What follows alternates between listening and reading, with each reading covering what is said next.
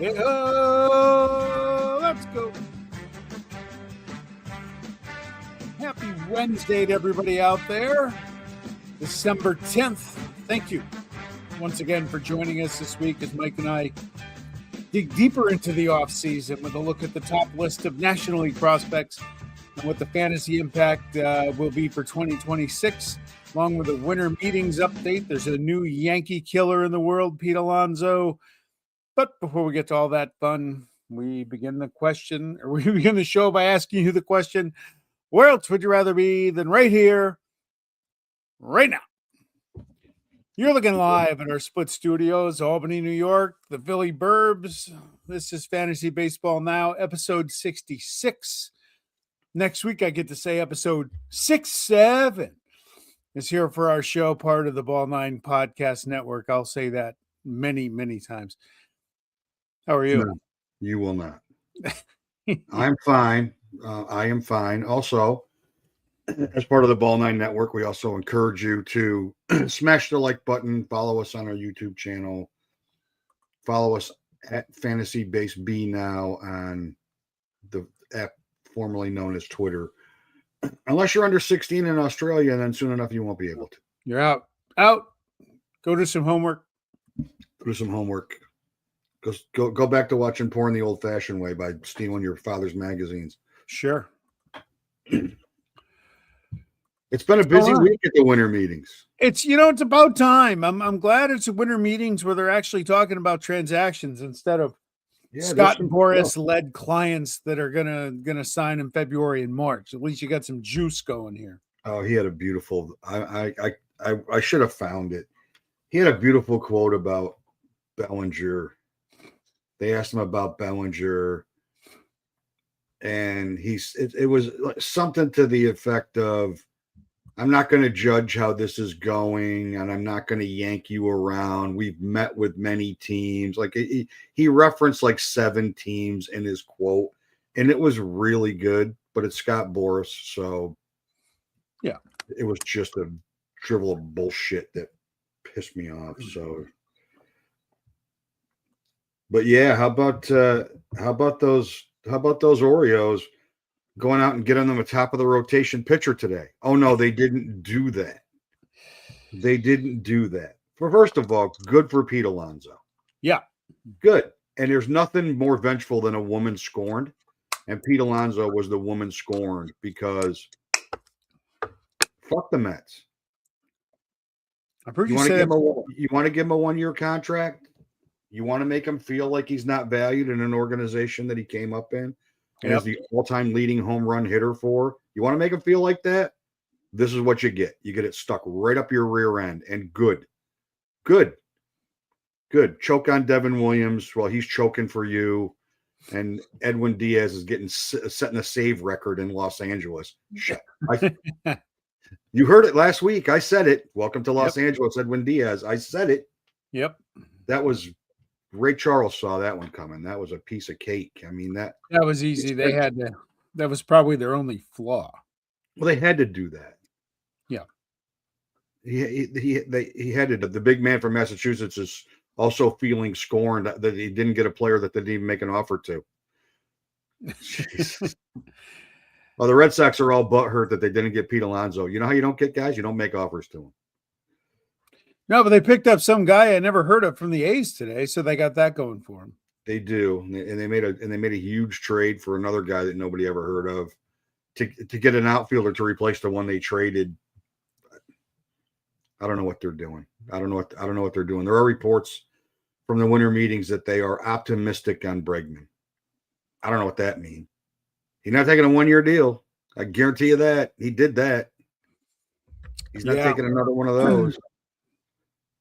Schwarber back to the Phillies. So let's talk about, before we talk about what we all knew was going to happen, because I do have a little message for Pirate fans in the Schwarber conversation. Fantasy impact for Pete Alonso in Baltimore. Huge. You think it changes? I think he's going to hit more home runs there. Well, they'll move the fences in for him again. Or maybe they'll move him back. Or maybe they'll move him over. Or maybe they'll make it taller. Or maybe they'll make it shorter. I don't know. It's like they're the Grinch that stole baseball, that place. No, I think he's going to have a better year in Baltimore than he did in New York. He'll probably hit behind Gunnar Henderson, right? I mean, if he hits behind Taylor Ward, there won't be any. There'll be automatically one out when he comes up. So I don't think well, he had a huge year last. He had his best offensive year of his career last year overall. Yeah. I'm not sure how much. I don't know if I'd rate him any higher than I would have rated him had he re-signed with the Mets. I don't know. I'm doing a head-to-head league tomorrow night on CBS Sports. So I haven't heard anything. I don't know if I got in there. I'm in. Did he send you an email? Theodore? Yeah. Crap. Yeah, I'm in. All right. I guess I didn't make the cut. It's good timing. It's good timing. It's good because and head-to-head with 7 points for saves and 7 points per wins, closers have a little more appeal. Yep. And that changes the way you look at it in that scoring system for the draft. So it makes Diaz more. It makes Diaz a more valuable commodity in head-to-head than he would have been on a team that wasn't going to make the playoffs had he stayed in New York.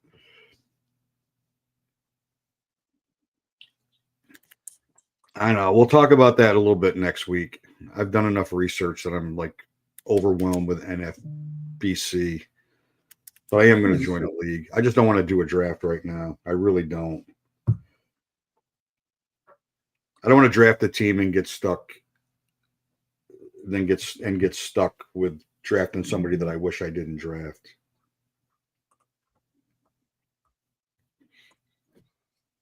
Yankees up to anything yet, or still still looking at the profit and loss statement? They're poking on Peralta. They checked in on Pivetta, who I don't know what the fuck the Padres are doing. I don't know what the Padres are doing. I mean, I don't know what the Padres. I don't have the faintest idea what the Padres are doing. I wish I knew, but I don't think they know. Like, you have no starting pitching, and you're making Pivetta available in trades. Like, for what? They're not gonna re-sign Suarez.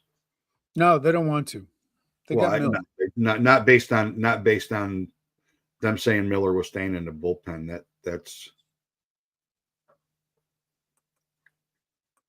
I don't know, Ted. I like that. I think. Okay. I think I like that. We'll chat a little bit about it. Maybe I'll do one this week just for the fuck of it. All right. $50. It's just a Christmas gift one of my kids won't get that they don't deserve in the first place. There you go. That's the spirit. Yeah. Look, they're not 10. They're not 10 years old. They're going to get what they're going to get at this point. But Schwarber re-signing. Phillies have an offer on the table to Real Muto. They signed Don Mattingly as their bench coach, so I maybe get to see Don. Yeah. His son's the assistant GM. I did not know. I did not see that signing. Was that today? Recent today? That was last week. I think they announced that they brought him in. Shit.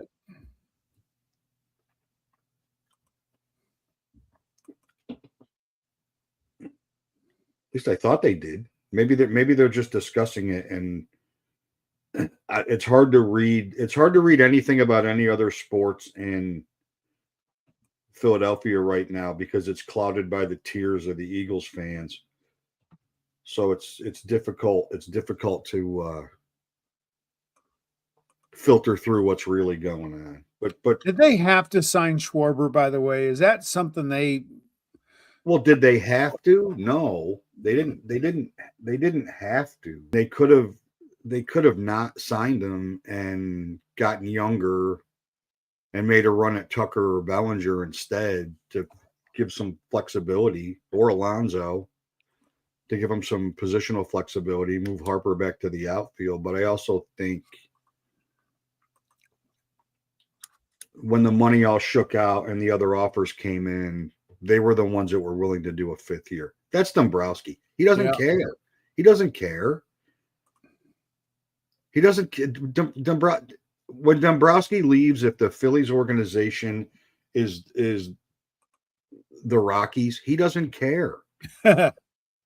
He does everything he can to try to win while he's there, and then whatever's left over when he gets there, it's like Chernobyl. It's like a scorched earth vacuous shithole. It's not my problem.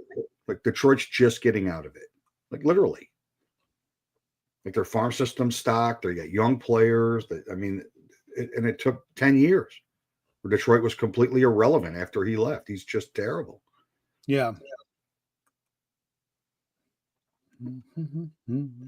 So I'm a little surprised as Ted's mentioned the Asian players that have been posted that not one of them is signed. I would have thought during the winter meetings at least one of them would have signed.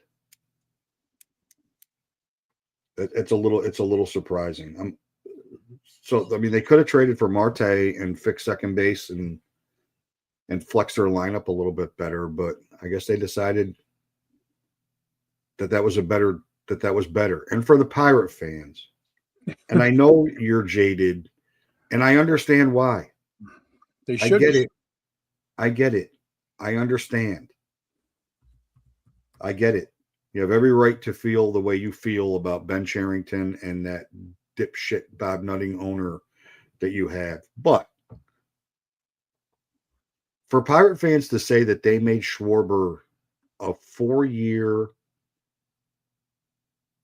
$120 million offer, the same AAV as the Phillies gave him, and it was a PR move, that's now you're really too jaded for me.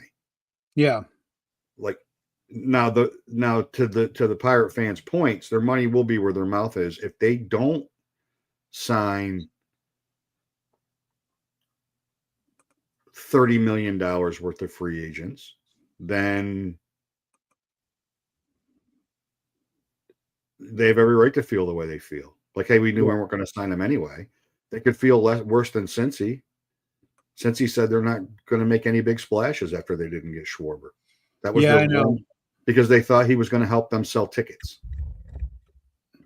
I don't know how he must have a lot of family there. So those teams, he got like 1,500 family members that were going to all of a sudden buy season tickets and raise their attendance to 24,000 a night from 22,500. I mean, is that what they were expecting? That's kind of. I said it last week. I'll say it again. If Pittsburgh really wanted Schwarber, they needed to offer him 5 at 35. You got to give them a reason to go to a losing franchise. Yeah. They made it, but and you only need to get one or two of those guys to let people know you're serious. But that's what you have to do when you suck and you got a shit owner who hasn't cared for a long time. You got to overpay to get people to come. But they did make him a strong offer. But when was the last time the Pirates offered a multi-year free agency deal to anybody? Yeah. Look at Ted. Look at Ted doing the research on the KBO. he must have been like the big man from Massachusetts and spent COVID watching KBO baseball. What else do you need to do at 2 a.m? That's a fair point. With the cheerleaders. They got the cheerleaders. Yeah, but in Texas, it was only 1 a.m, so he had a little bit That's your thing. Oh, there you go. Right there. Oh, here we go. All right. Here we go. I'll leave that alone. Hey, man. There's the big man. Missed the KBO. Missed the KBO. He was all over. The big man, and now the big man just found out Uncle Ted has a Korean wife, and now he's going to try to be friends with Uncle Ted. How'd that happen? The question is, before we get to the National League prospects, did Uncle Ted ever make it down to Syracuse Sausage for that play date with Dennis? Yeah, for the play date to get some Syracuse sausage, which he would love and enjoy until he found out that the company that owns him also provides all the steak for Outback and that their stakes are outrageous as well. Not that we've gotten any. Haven't got any of those either. All right, you ready to do some I bought some prospects? Johnsonville. I bought some Johnsonville. Yeah, I tried their website. It's broke. Their website sucks. Their website looks like it was done by a 9-year-old. Yes, it's a bad website. And they won't sponsor us. And so, you know what? Fuck Syracuse sausage. Now that we're thinking about it. Ooh. It is good, though. Jeez. It is really good. The thing I mean, there's a at the winter meetings. The thing I saw from the Diamondbacks is they want a Soto-like package for Marte. That's never going to happen. They don't want it, which just tells you they don't want to trade him. Like, make us an offer that's going to completely blow us away, and we'll trade him. And then, speaking of Soto, if the Nationals trade Gore and Abrams, which is becoming more and more likely, that means that they would have, except for Kelbert Ruiz, they would have literally traded everybody they got in a Soto deal to reset again. Wow. It just makes watching Who Killed the Expos, it just makes me even madder thinking about it. I haven't had a chance to see that yet. Gotta watch it. You gotta watch it. CJ Abrams blows. CJ Abrams is frustrating. He is frustrating for sure. I've had him, I've kept him, and he'll drive you nuts. I know, but you look at you look at his stats at the end of the year, and you're like, not bad. You think about what he could be for your fantasy team if he actually gave a shit and applied himself to his craft. Yeah, hang out all night. Yeah, staying out all night with CeeDee Lamb and George Pickens. We used to stay out all night, and look what the hell happened to us. Exactly. Look at us now. We stayed out all night, and now we're on TV, Mom. Yeah, right. Look at it. Yeah. Don't do what we did, kids. that book learning shouldn't be taken lightly. As we found read out. that book. Learn that math. Yeah, learn that math. That's right. Learn your gazintas. All right. Maybe you get up in the front office wearing a propeller hat, telling Aaron Boone how to fill out his lineup on a nightly basis while Brian Cashman's sleeping on the street for Covenant House, not signing anybody. Fucking can't even get mad. Can't even get mad. And the Yankees said they won't be pawns. They won't allow.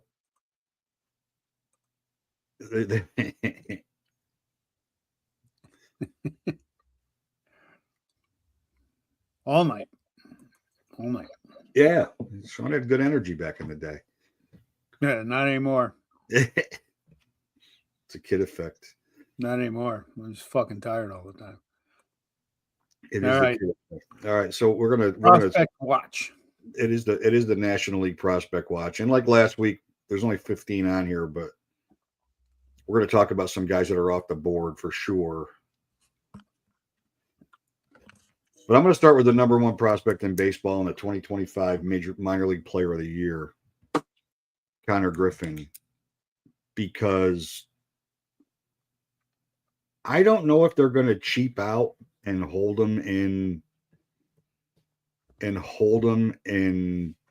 at least AAA to see. Yep.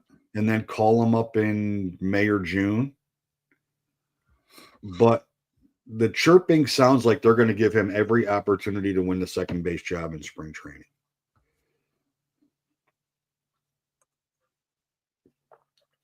And if they do, or if they move him to outfield, or if they do whatever they're going to do with him, he's going to be a really good player. He doesn't strike out, makes great contact. He's an elite fielder. And I don't know how he lasted to 9th in the draft when he was drafted, but man, that kid can play. And he's only 19.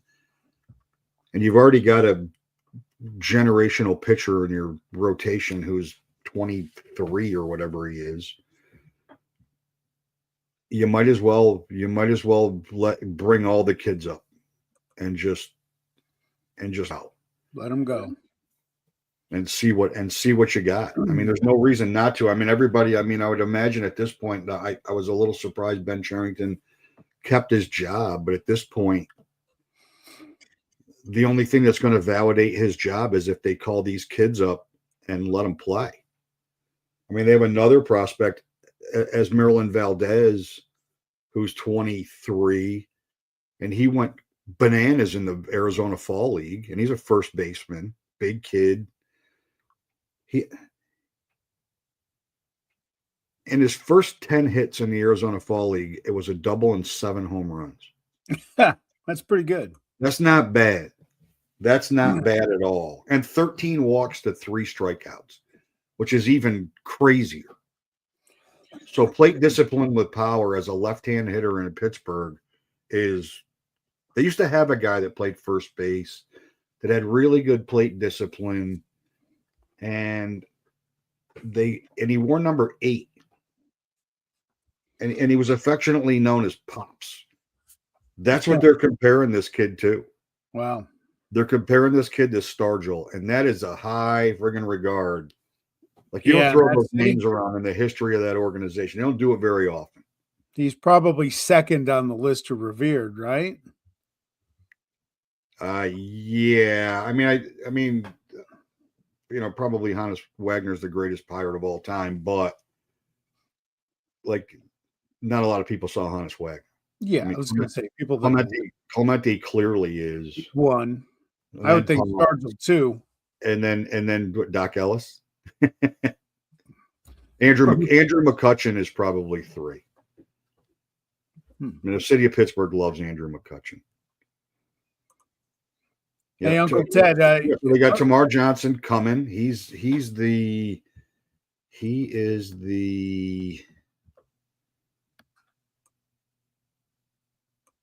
I just saw his name. He's not in here. He's in the top. He's in the top 100. The thing that they're worried about with him is he still strikes out a lot, but he runs like a lunatic. So it is speed. Another second baseman. I mean, and then Bubba Chandler's on this list, and I didn't cover him because we've already seen Bubba Chandler.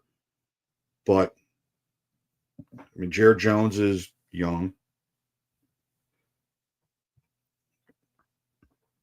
Jared Jones is young. Bubba Chandler is young. Skeens is young. Griffin's coming. Valdez is coming. Tamar Johnson's coming. They might as well. I mean, why not at this point? Just bring them all up and see what you got. Let them learn in the majors. I mean, what the heck? Yeah. You're not going anywhere the way you are right now. Just go. It's funny you bring up Barry Bonds as revered when he did not, and we will talk about this next week. When he did not get elected this past week, a lot of Pittsburgh is happy about that. I don't understand it. I'm not going to go off on a tangent. He's the best player I ever saw in my life. So in my entirety of my lifetime, he's the best baseball player I ever saw. Yeah. So, hey, Uncle Ted, you mentioned Joe Mack. He's not on the graphic, but he's on my list. Catcher, Marlins, 21 homers last year, hit 257 in 112 games over AA and AAA, plays at the catcher position. He may come up and get a look with the Marlins this year. The other guy's not on this list who I loved is Logan Henderson with Milwaukee. I don't understand. He's not on a prospects watch at all. Yeah, he should. Well, and it may be because he had enough time. I mean, it's not like the Brewers are depth of prospects. I mean, he didn't have a lot of time. That's the thing. I don't know if people remember it. Henderson was the first one up last year. They didn't call Mizorowski up until Henderson got hurt, and he only had, I'm going to look him up. I think he only had 3 starts He was before good he too. got injured, and his stats were fantastic. He had the elbow, but he had a 1.76 ERA, 33 strikeouts, and 8 walks and 5 starts. That's it. 25 in the third innings. So Joe Mack gets called up. What do you do with Agustin Ramirez? So I don't know what his defensive metrics are. I don't have the faintest idea how good defensively or how bad defensively Ramirez is. He had a pretty good offensive year for them last year on a team that didn't have a lot of offense. Find a place for him. Yeah, Find a place for him. Ted makes a great point. The two best hitters probably that ever lived, and everybody wants to reinvent the wheel on the swing. That's interesting. You know what made them great? All they did was hit strikes. They didn't hit anything else. They both walked a ton.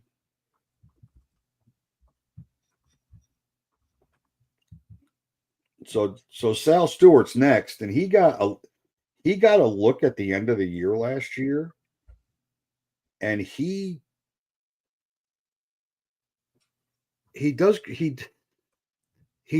listed at first base, third base, which it seems as if every single third base prospect that the Reds have had in the last 5 years have been listed at third base, first base. Marte, Encarnacion, Strand, Steer, they're all listed as first base, third base. Yeah. I mean, they have one of the top couple defensive third basemen in baseball with Ke'Bryan Hayes. So it'd be difficult. I mean, you're not going to move Ke'Bryan Hayes. You can't get anything for him if you trade him because his offensive value is not great. But Stewart got a little look last year, and he's only 22. And he could fix first base for the Reds, and they desperately need him. They need somebody to fix first base. And it's interesting. You think about it, how the game has changed, and whether it's college, guys are accelerating through the minors at a clip that we're not used to seeing. Usually your top prospects are 22, 23. You got 18-year-olds, you got 19-year-olds that may be in the, Leo DeVries in Oakland. The kids are more major league ready at a younger age. I don't know if that's just evolution of the player. Well, they play so many games. They play so many games at this point that, I mean, it was the days of Jeff Burrows and Bob Horner, Pete Incaviglia leaving college and going right to the majors. That was a fluke. Yeah, it was. Now it's okay. You got 50 games in the minors. You're exactly what we thought you were in college. Let's go. Yeah. Let's get them up. And I do think economics has something a little bit to do with that. I do think economics has something to do with that in some regard, where if we can get them up here when they're 19, 20, 21, and we can, follow the Braves model, we'll sign, we'll give them a 7-year contract when they're 21. So we don't have to fight through arbitration with them before they get great. If they're as good as we believe they're going to be. I just think teams are trying to find out sooner than later. I mean, the Angels have done it. The Angels have done it 4 years in a row. But they play a ton. They're playing a ton of games. And it feels like more post-college kids are having more success in the majors than high school kids, because high school kids are ruined by the time they get to Major League Baseball. They played too much baseball. Nerd alert. And they haven't been coached. They've been allowed to do whatever they want to do. So Stewart got 18 games last year at the end of the year.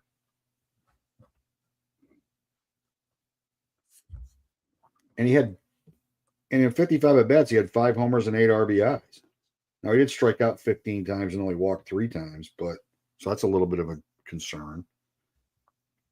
15 times and 55 at bats, but some of that could be explained by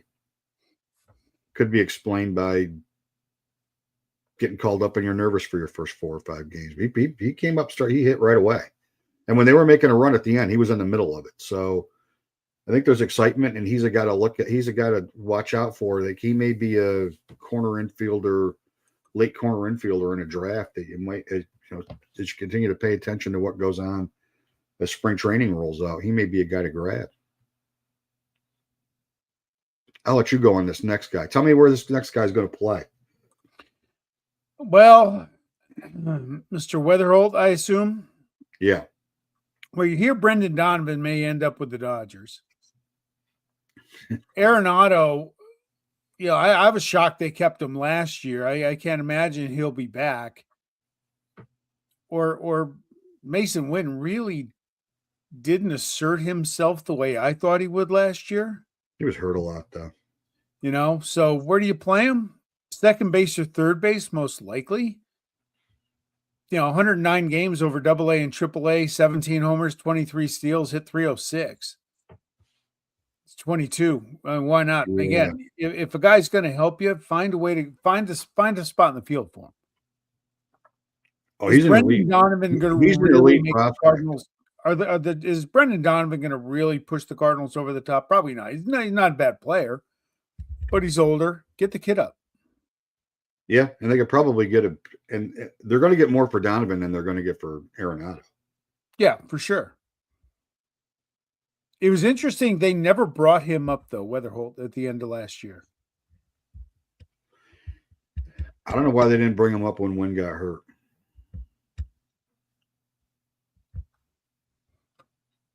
I can't for the life of me figure that out. Yeah, because they don't care. That's insanity. Well, they have to start caring now. People stopped coming for years. I just said that out loud about the St. Louis Cardinals. Donovan for Cameron would be a good trade for both teams. Are you there, Sean? I mean, we saw McClain. He was terrific. Yeah. We saw Chandler. He was really good. I mean, of course, the Dodgers are going to have a bunch of guys on here because they always do. Tong was pretty good, right? He was pretty good. Two Brewers shortstops. One's 18 and the third-ranked prospect in baseball, and the other one's not 18 and he's the 16th ranked prospect in baseball. Fucking Brewers, man. And then you mentioned Henderson, and it's just like they just keep coming and coming and coming. What are your thoughts on Bryce Eldridge? When I decided to put him on the list, my first thought was he might be a guy I'm not sure about. And you can't read a book by the first page. He did not have when he came up, he was bad. He wasn't great. He got hurt. Then he was injured. He's only 20 years old. He's got big power. Something about him I'm not sure about. I mean, he is a left-hand hitting first baseman. If they get more protection in the lineup, maybe he'll be better off. Well, his problem playing first base is they got Iron Glove Devers there. Well, they're not moving Devers. You ask Mr. Selfridge to DH. He's definitely not going to third. No. I mean, you gave Matt Chapman way more money than he should have got paid, but you did it. You're not going to move him to short when Adames has to move to second as he gets older because his range is not great anyway. It's good that, it's a good comp. That's probably a good way to look at Bryce Eldridge. I'm not sure Brandon, I'm compliment though. Well, Brandon Belt had a long and productive career, but he was one of those guys that he wasn't. I mean, Eldridge is a 19th ranked prospect in baseball. Yeah. Like, you can't be Brandon Belt and live up to that number. No. I mean, you can't be. I mean, you just can't be. I mean, Andrew Painter. Right now, Andrew Painter's in the Phillies rotation coming into the season. I think they're counting on him being in the rotation. I don't know why they didn't. I don't know what their fascination is with Taiwan Walker or who he has pictures of that forced them to make him pitch as when they were having injuries when Nola went down. I thought for sure they were gonna call him up. But Painter was not great at Lehigh Valley last year coming back from the injury. He was not very good at all. But he's still only 22 years old, or maybe he'll be 23 when the season starts. They love him. He's a name that gets floated around when they talk about Marte, Stott, Painter, and another prospect in a trade for Marte was the names being thrown around. He's got a huge arm. He strikes out a ton of guys. He's the next. He's going to be, if he can stay healthy, he's going to be really good. And if he pitches on the Phillies, he's going to be really good because he's going to have a chance to win every game with the amount of runs they score. He'll have a chance to win every game. I mean, I think I'd rather have a lefty in Philadelphia as a starter than a righty because I don't know. The ball flies out on both sides, so it doesn't really make any difference. Yeah. What about Casey and with the Cubs?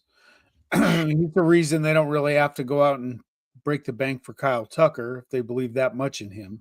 Well, between him and Betancourt, I mean, they've got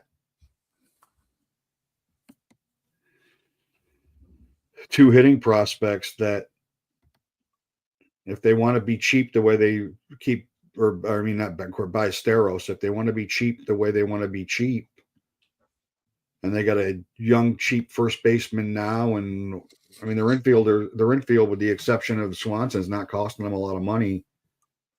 If they want to spend all their money on pitching, you would expect that he'd be playing right field next year. Yeah. Or they got to move him. You can't keep.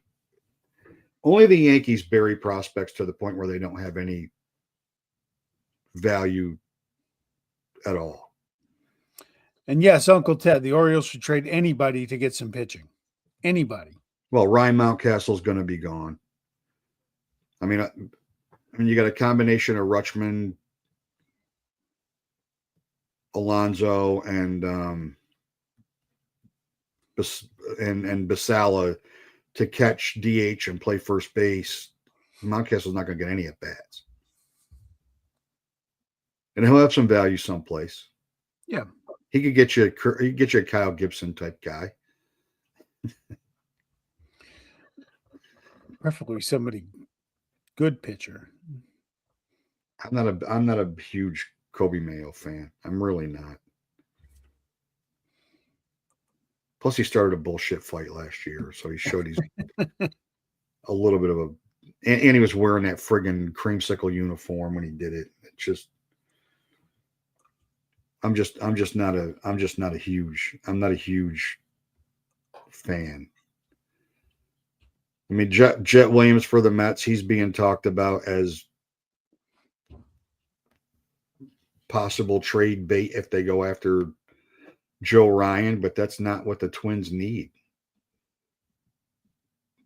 Batong is for that matter. So what are your thoughts on Chase Burns? What are your thoughts on Chase Burns coming into this year? Are they going to let him pitch?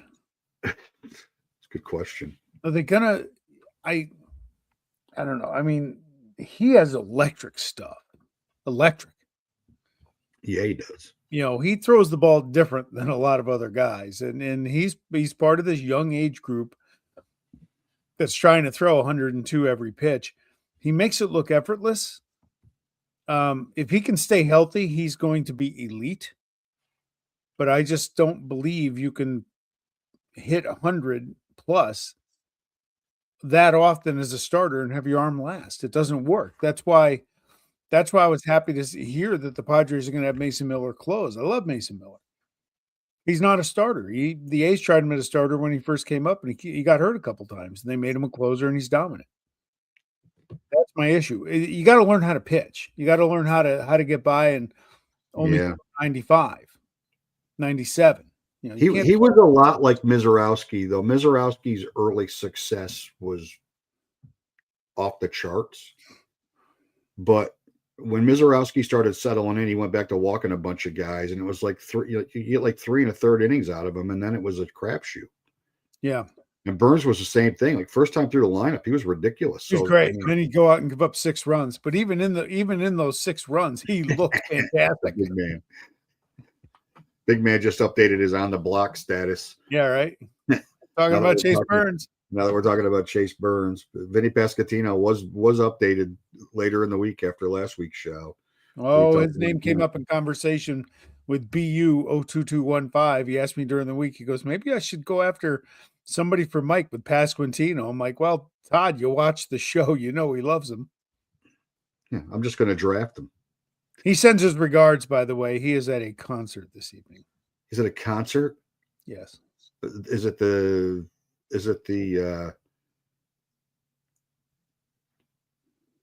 oh, I can't think of it. Like the Icelandic Christmas music people or whoever they are. The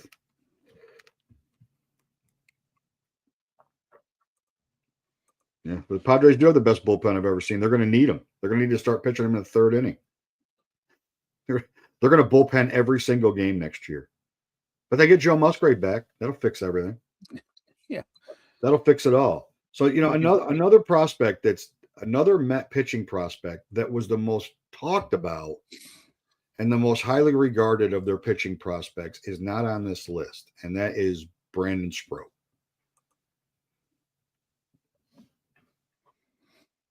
I thought for sure Sproat would have been in the rotation before McLean or Tong even got a start. Yeah.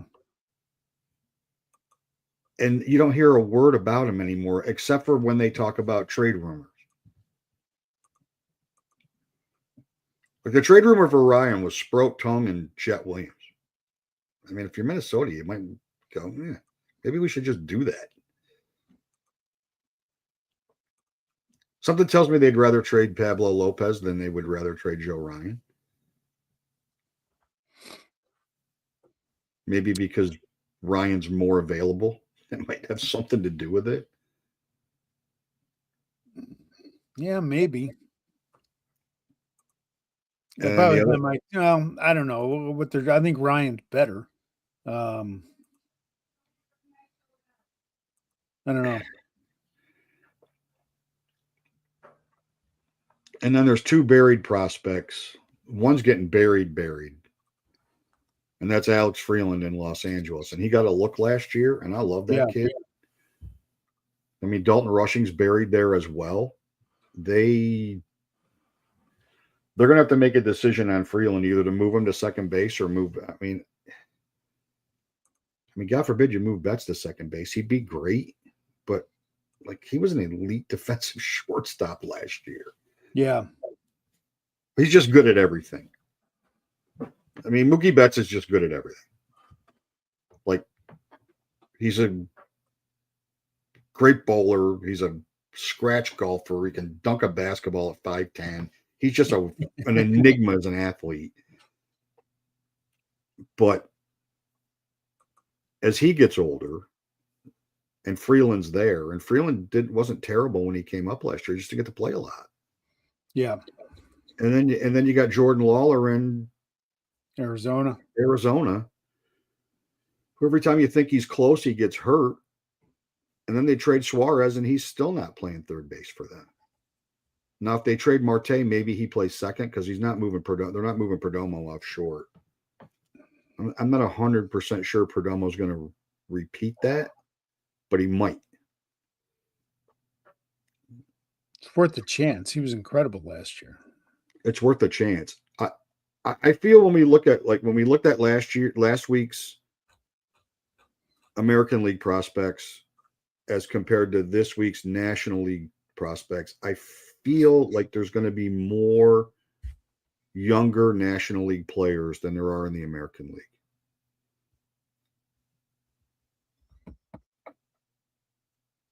I mean, Boston's a young team, but I mean, I feel like the prospects that we talked about, there weren't 20 other prospects to talk about in the American League outside of the guys we talked about, these 6 we talked about.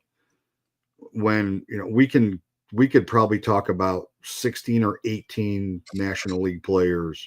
Yeah. That could be on a roster as early as June 1 if they don't start the season with their teams. I mean, Thomas White, we didn't even talk about. He's why they're talking about trading Cabrera. If you were a GM and you were going to trade for one, would you take Cabrera or Alcantara? I'd take the younger guy. I'd always trade for the younger guy. I would take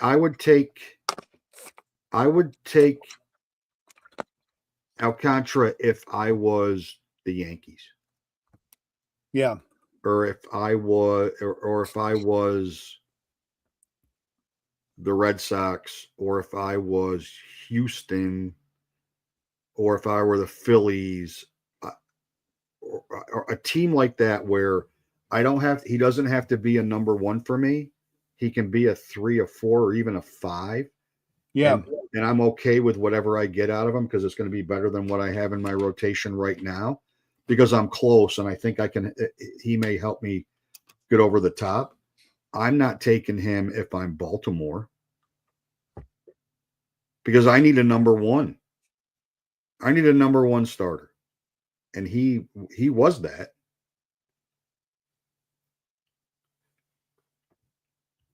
He certainly was that before Tommy John, but he wasn't that at all last year. And he had glimpses of maybe a couple tricky because he pitched better the last month and a half. And he pitched better the last month and a half until the middle of September, and then he was terrible. He's got a better track record, so your dice roll is less on him than Cabrera. But if I was the Orioles, I wouldn't trade with the Marlins because everybody I trade there is what they were supposed to be when I wanted to call them up for me in the first place. But I don't know. I mean, some trades are going to start to happen, and there's going to be a splash that's going to surprise people. Like I was shocked. I was really surprised, really, really surprised that all of a sudden Seager's name started coming up in trade conversation. Yeah. I was more surprised that the Yankees were part of that conversation. I mean, his swing in Yankee Stadium would be unbelievable. My God, that'd be phenomenal. Yeah, for the 72 games that he's going to be available for the year, sure. That's the problem. Awesome. That's the problem. And he's carrying a huge contract. He is. He's carrying a huge contract. So the big names are going out the board. Right, Uncle Ted. Phillies are trying to trade Nick Castellanos. If there's any general managers tuning in, I think I can probably help you get that done. Because I'm willing to drive him. I'm willing to drive him to wherever you are. He'd probably be the Giants are the ones that should probably go after him. So they can get some pop for the 20 of the 162 games that he's actually effective.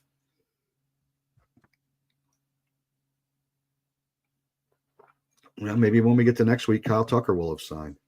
Maybe. Let's hope so. Keep it coming. Kyle Tucker's being treated like every NFL quarterback prospect has been treated in the last 10 years. All anybody is talking about with Kyle Tucker right now is what's wrong with Kyle Tucker. They don't think he loves baseball. They don't think he's open to being coached. They don't think he's fights through injury, and when he gets hurt, he just decides he doesn't want to play anymore. That's all the stuff. It's just the same. It feels like draft evaluation of a quarterback. Yeah, Dulce Garcia is going to go someplace and make make the Rangers wish they would have signed him. Well, Uncle Ted doesn't usually speak very highly of righties. No, that might be we should probably screenshot this because that might be the first time he's given and he's said anything even remotely complimentary, and that was. I'm going to say that Garcia is the best value away from a Bruce Bochy offense. I'm going to say that that's a compliment, and Ted probably meant it as an observation because he hates right-hand hitters so much. So I'm going to say that it was a compliment just to make life interesting. All right. Next week we'll recap the Jeff Kent election to the Hall of Fame. We're Tuesday next week, by the way. Tuesday next week, and then we are off for 2 weeks. Yes. So we'll do whatever happens in the next week. Of course, we'll talk about the impact from a fantasy standpoint of those signings and trades or whatever happens or whatever doesn't happen. And try to catch up on post-winter meetings. I may give a little 10 minutes on the head-to-head draft and what that might have looked like. Yeah, for sure. I saw it, and I saw it at 3 a.m. I didn't respond, and then I responded at like 8 a.m, and apparently it's full, but oh well. Yeah, I don't know when he sent it. I don't remember what I was doing. So that was Tuesday, right? I don't remember. No, it was Monday. Yeah. I was out with some guys I used to coach with that I hadn't seen in a long time, and I didn't even pick my phone up for like 4 hours. Christmas shopping? I was not Christmas. I was Christmas drinking, which that's how I Christmas shop. There you go. I got a whole new. I have a whole new perspective and a whole new love for Christmas shopping. I don't have to leave my house. Yep. I have no problem saying no to my kids. Like, you are all earning money. You fucking buy your own shit. How about that? How about when are you going to ask Dad what he wants for Christmas? There you go. I've asked for the same thing 4 years in a row, and they haven't given it to me. No. Yeah, a 30-day hiatus from them bothering me about anything. That's all I ask for. Legit. That's legit. Instead, I get coal in my stocking. That's what you need to get yourself. Some coal. You need to get yourself a pouch of coal. And then give it to yourself and watch the boys go crazy. They'll go nuts. They'll go nuts. It'll be one of the most exciting things on Christmas morning. I guarantee it. Now the dogs keep that in mind. The dogs get the coal now. The dogs always get the coal.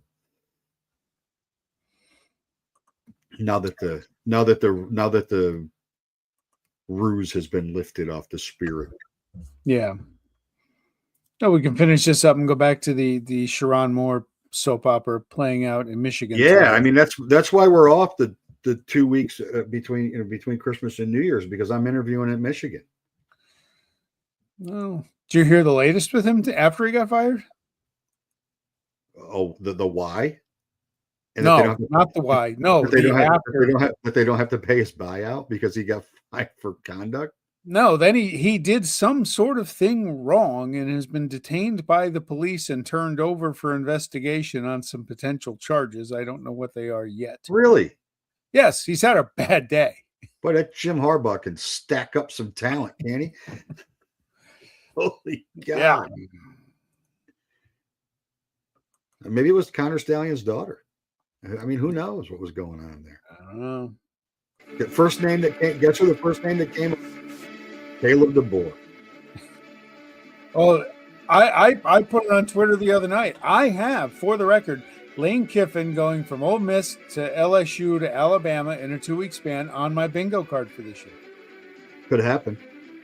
Absolutely could happen. Could happen. Let's see how the good folks in Louisiana State University feel about that. Chaos. I notice there weren't a lot of Notre Dame fans on tonight. They must still be crying themselves to sleep, you fucking frauds. I think you chased them all away. Jesus Christ. You know why I chased them away? Because I asked them for the diplomas when they kept saying we and us, and not one of them was a fucking graduate. What a bunch of fraudulent bastards they are. Bye.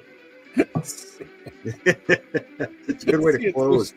I was hoping not to bring that up because I've been having so much fun with it for the last 4 days.